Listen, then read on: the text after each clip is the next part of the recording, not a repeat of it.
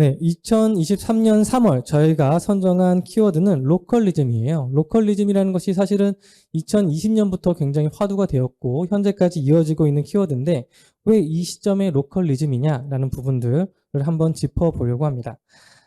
저희는 지식 콘텐츠 데이터를 기반으로 마케팅 트렌드를 분석하는 전문가 그룹 랩M과 함께 트렌드 키워드를 선정하고요. 그 관련된 인플루언서 분들을 모시고 포럼을 진행하고 있습니다. 저희가 마이크로 트렌드를 좀 집중하고 있는데 이 외적으로도 트렌드 전반적인 비즈니스를 진행하고 있으니까요. 관심 있으신 분들은 문의를 주시면 좋을 것 같고요. 네, 저희가 선정한 로컬리즘에 대해서 이제 집중적으로 말씀을 드려보도록 할게요. 네, 로컬리즘의 정의에 대해서 저희는 이렇게 내렸는데요. 지역의 자연환경, 문화적 자산을 소재로 창의성과 혁신을 통해 비즈니스를 창출하는 그런 현상들을 의미하고 특히 차별화된 경험을 요구하는 소비자에게 오리지널리티, 즉 독창성을 기반으로 한 컨텐츠를 제공하는 것이다 라고 볼 수 있겠습니다. 즉 지역에 있는 유형과 무형의 자산을 독창적인 시선으로 가치를 만들고 브랜딩해서 거기서 뭔가 비즈니스를 창출하는 개념이라고 볼 수 있겠는데요. 전체적인 어떤 배경에 대해서 말씀드리자면 2000년대 현지 맛집 그리고 현지 문화 이런 것들이 굉장히 화두가 되었어요. 그게 좀 화두가 되다가 2010년대부터 비수도권 즉 지역에서의 뭔가 상권도 생기고 골목 상권도 좀 발달되기 시작했습니다. 그리고 스세권 즉 스타벅스 세권처럼 그 한 스팟을 중심으로 하는 그런 세권이 형성됐다고 볼 수 있겠고요. 2020년대부터 자신이 속해 있는 지역을 기반으로 뭔가 커뮤니티라던가 거기서의 무슨 커피숍이라던가 뭔가 문화와 혹은 소비를 지향하는 형태가 나타나기 시작했습니다. 뭐 슬세권이라는 얘기 많이 들어보셨죠? 슬리퍼 신고 움직일 수 있는 그런 권역들을 의미하는데 즉 자기를 중심으로 하는 그런 지역에서 활동을 하고 향유를 하는 현상들이 나타났다. 그리고 2020년대 초반 코로나19가 발발되면서 이런 로컬리즘 현상은 더욱 가속화되었고 이제 코로나 이제 사회적 거리두기가 완전히 해제가 됐잖아요. 그에 따라서 지금 전국 각 지역으로 이제 날씨가 풀리면서 이동이 되는데 서울뿐만 아니라 지역으로도 그 로컬리즘을 찾아서 떠나는 현상들이 더욱 가속화되고 있다라고 볼 수 있겠습니다. 네, 이 로컬리즘은 단순히 현상뿐만 아니라 사회적인 문제와도 연결이 됩니다. 대한민국이 처해 있는 뭐 주요한 사회 문제들이 있잖아요. 뭐 저출산, 고령화 이것뿐만 아니라 일자리 부족 그리고 지역 소멸과 같은 문제가 굉장히 화두가 되고 있는데 이를 해결할 수 있는 하나의 국가적 차원의 솔루션으로 로컬리즘을 굉장히 중요시 여기고 있다라고 볼 수 있겠고요. 그리고 최근에 크리에이터 경제, 즉 디지털 환경에서 뭔가 자신의 컨텐츠로 경제활동을 하는 이런 크리에이터 경제가 굉장히 활성화되는데 이게 로컬리즘과 연결되면서 새로운 브랜딩을 하거나 컨텐츠를 만드는 현상들이 가속화되고 있습니다. 이런 현상들이 묶여지면서 로컬리즘 현상이 더욱더 부각이 되고 있다고 볼 수 있겠는데요. 하나씩 한번 내용을 짚어보도록 하겠습니다. 네, 먼저 일자리에 대한 부분인데요. 지금 2030 세대를 대상으로 미래 산업사에 대한 설문조사를 진행한 데이터가 있습니다.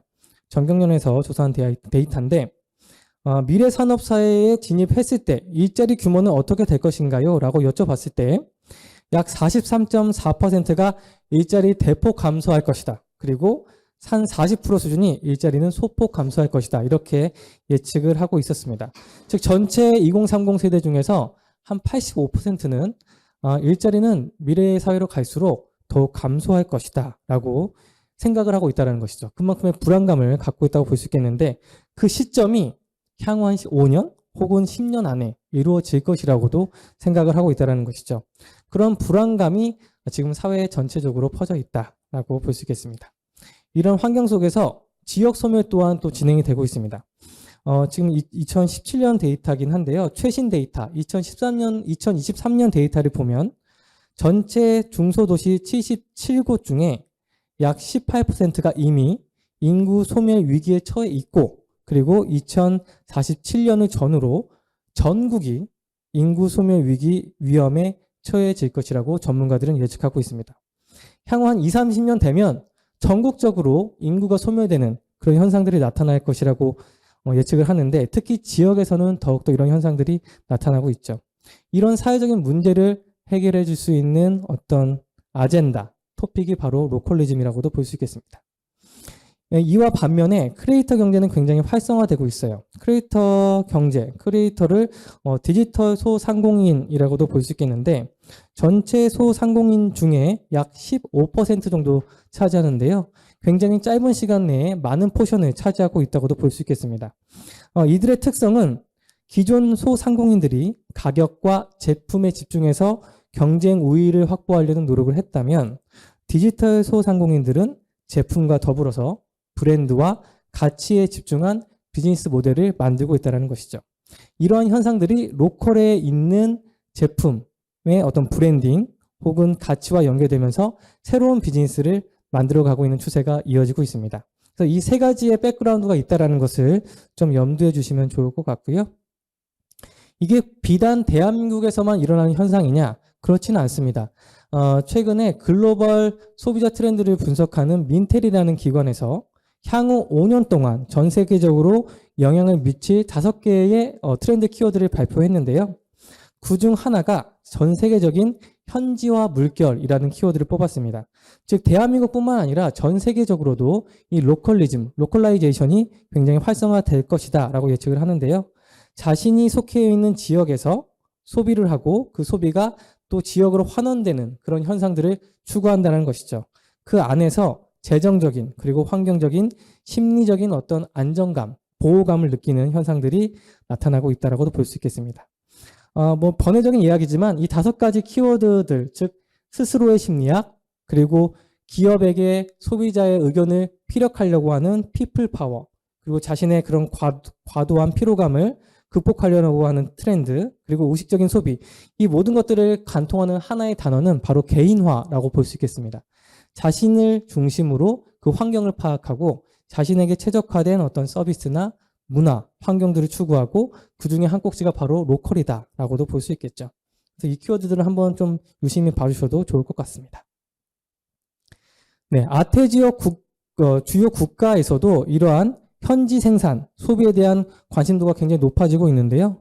즉 현지에서 어떤 나온 제품이냐, 그것을 어떻게 소비할 것이냐에 대한 관심도에 대한 조사를 저희가 그래프화한 건데 중국에서는 현지 생산에 대한 관심도가 33%, 인도네시아는 30%, 말레이시아는 25% 등등입니다.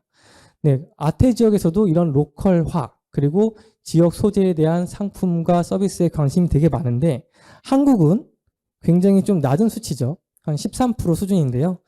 아직까지는 이런 로컬에 대한 인식 그리고 어떤 관심도가 낮은 상황이지만 향후는 이게 점차 높아질 것이다 라고 보시면 될 것 같습니다. 네, 유럽에서는 이미 이런 로컬 문화가 정착이 되었죠. 예를 들면 어떤 한 상품을 만들 때 그거의 원자재, 원재료가 어디에서 나온 제품인지를 QR코드로 찍어볼 수 있게끔 한다라던가 혹은 뭐 배송업체가 동네 친화적인 경영 목표를 수립한다라던가 혹은 지역 커뮤니티와 연결을 해서 사회 문화적인 활동을 한다라던가 즉 그 기업이 활동하고 있는 로컬에 집중한 서비스와 문화, 캠페인 등이 굉장히 활성화되고 있습니다. 우리나라에서도 이제 하이퍼 로컬리즘이라고 해서 뭐 당근마켓이라던가 배달의 민족 등 그 로컬에 기반으로 한 플랫폼이 활성화되면서 이런 현상들이 점차 나타나고 있는데요. 앞으로 더욱더 가속화될 것이라고도 볼 수 있겠습니다. 그럼 우리나라는 어떨까요? 우리나라도 이런 현상은 이미 나타나고 있고요. 진행되고 있습니다. 우선 서울에 같은 경우에는 로컬 브랜드 5곳의 상권을 선정해서 집중적으로 육성하고 있는데요.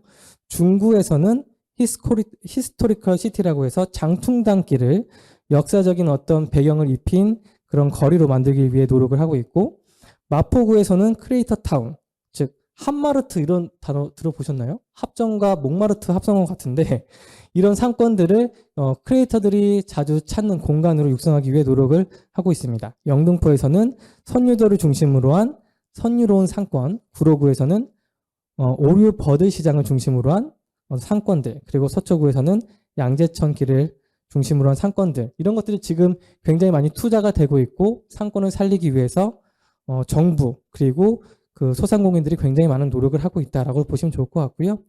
이 길을 한번 걸어 다닐 때 여기가 이런 방식으로 발전하고 있겠구나라는 것들을 한번 생각해 보신다면 트렌드의 맥락을 파악하시는 데도 굉장히 도움이 될 것 같습니다.